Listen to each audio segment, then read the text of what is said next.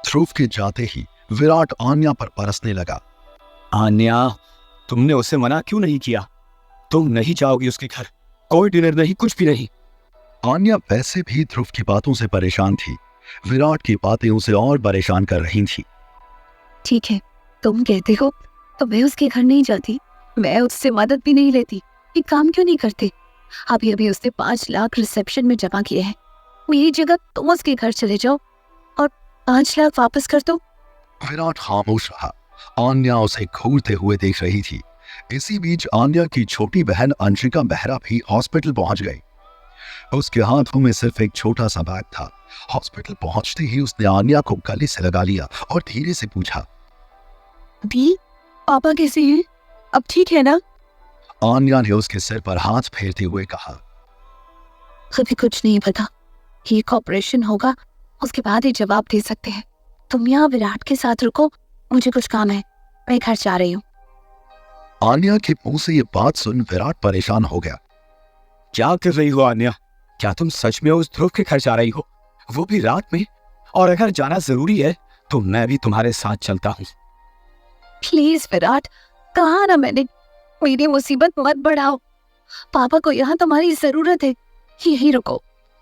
विराट ने आन्या का रास्ता रोक लिया। आन्या की आंखों से आंसू बहने लगे थे।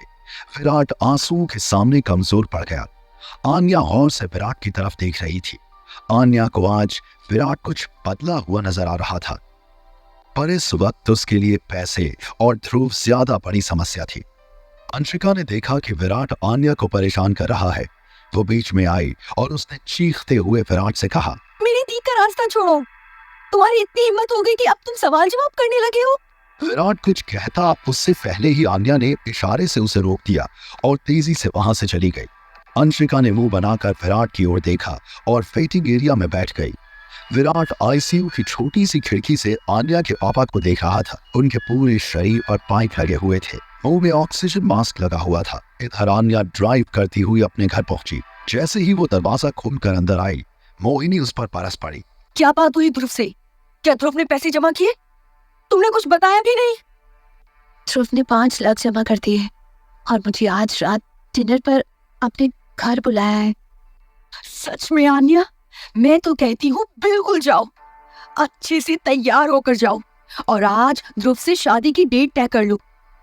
बाद में तुम उस विराट को डिवोर्स दे देना, कोई दिक्कत नहीं होगी। ध्रुव को भी कोई दिक्कत नहीं है। आन्या ने एक बार अपनी मां के चेहरे की तरफ देखा। उसके चेहरे पर खुशी झलक रही थी। आन्या की आंखों से आंसू गिरने ही वाले थे। उसने खुद को संभालते हुए वहां से निकल जाना ही बेहतर समझा। वो तेजी से सीढ़ियां चढ़ती हुई अपने कमरे की तरफ चली गई। उसकी मां खुश होते हुए किचन की ओर चली गई। आन्या ने अपने कमरे का दरवाजा बंद किया और फूट फूट कर रोने लगी। ऐसे ही आंसू विराट की आंखों से भी बह रहे थे, लेकिन इस बार वो आईसीयू के अंदर खड़ा था, जहां कोई नर्स नहीं थी। विराट आन्या के पापा को देख रहा था। उसने उनका हाथ पकड़ते हुए कहा, आपके अलावा उस घर में एक आन्या ही थी जो मुझे पसंद करती थी, लेकिन इन 5 सालों में मैं धीरे धीरे आन्या की नजर में भी गिर चुका हूँ। मैं क्या करूं, मुझे समझ नहीं आ रहा। आन्या ध्रुव के पास जा रही है और मेरा दिल बेचैन हो रहा है। विराट की आंखों से आंसू बहने लगे थे। उसका दिल पूरी तरह से टूट गया था। रह रहकर विराट ध्रुव और आन्या की कल्पना कर रहा था। विराट दुखी हो गया था। बार बार ध्रुव की वो उंगलियां आन्या के चेहरे पर महसूस कर रहा था। उसे अपने आप से घिन आ रही थी। उसके हाथ कांपने लगे थे। उसके चेहरे पर फिर एक अजीब सी रोशनी चमकने लगी थी। अभी भी आन्या के पापा मिस्टर मेहरा का हाथ विराट के हाथों में था। विराट की ऊर्जा अब मिस्टर मेहरा के शरीर में घूमने लगी थी। मेहरा, जो पूरी तरह से बेहोश थे, ऑक्सीजन पाइप के बिना सांस नहीं ले पा रहे थे और अचानक तेजी से सांस लेने लगे थे। सांस की आवाज से विराट का ध्यान उनकी ओर गया। विराट ने अपना हाथ उनके चेस्ट पर रखा और उनके सर को सहलाने लगा। अब वो ऊर्जा और तेजी से उनके पूरे शरीर में घूमने लगी थी। मशीन में वाइब्रेशन बढ़ने लगा था। एक अजीब सी आवाज बाहर गूंज रही थी, जिससे बाहर बैठकर सो रही अंशिका की नींद टूट गई। उसने खिड़की के अंदर झांक कर देखा।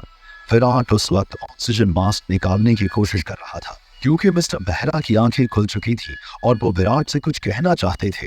ये देख अंशिका हैरान रह गई। अंशिका ने तेजी से दरवाजा खोला और विराट को धक्का दिया। उसने अपने पापा को गौर से देखा और उनके चेहरे पर ऑक्सीजन मास्क वापस लगा दिया। अंशिका ने सिक्योरिटी अलार्म बजाया और दौड़ती हुई दो नर्स आईसीयू के अंदर आ गई। नर्स अपने पेशेंट को चेक कर रही थी। अंशिका हाथ पकड़कर विराट को आईसीयू से बाहर वेटिंग एरिया में ले आई और उस पर बरसने लगी। तुम क्या कहना चाहते थे? तुम मेरे पापा की जान लेने की कोशिश कर रहे थे। तुम्हें शर्म नहीं आती? नमक हराम हो तो। पापा तुमसे कितना प्यार करते थे, भूल गए? पापा की मर्जी को ध्यान में रखकर हम सब ने तुम्हें बर्दाश्त किया है।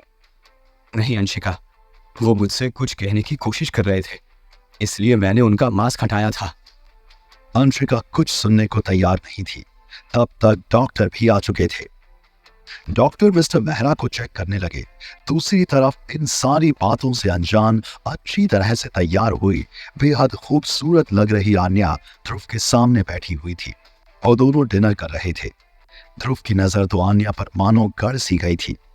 वो बड़ी गौर से ऊपर से नीचे तक आन्या को देख रहा था। ध्रुव की आंखें आन्या को कांटे की तरह चुभ रही थी। डिनर तैयार होते ही मैंने सारे स्टाफ को छुट्टी दे दी। आज घर पर कोई नहीं है, सिर्फ तुम और मैं हूं। ये वक्त सिर्फ हमारा है। अनन्या, तुम्हें परेशान होने की जरूरत नहीं। तुम मुझसे अपने मन की हर बात कह सकती हो। देखो ध्रुव, पैसे देकर तुमने मुझ पर एहसान किया है, पर शादी के लिए मुझे सोचना पड़ेगा। तुमने डिनर पर इनवाइट किया, मैंने डिनर कर लिया। आन्या वॉश बेसिन की ओर बढ़ी और अपने हाथ धोने लगी। ध्रुव ने भी अपनी प्लेट छोड़ दी। वो आन्या के ठीक पीछे जाकर खड़ा हो गया और आन्या के साथ ही अपने हाथ धोने लगा।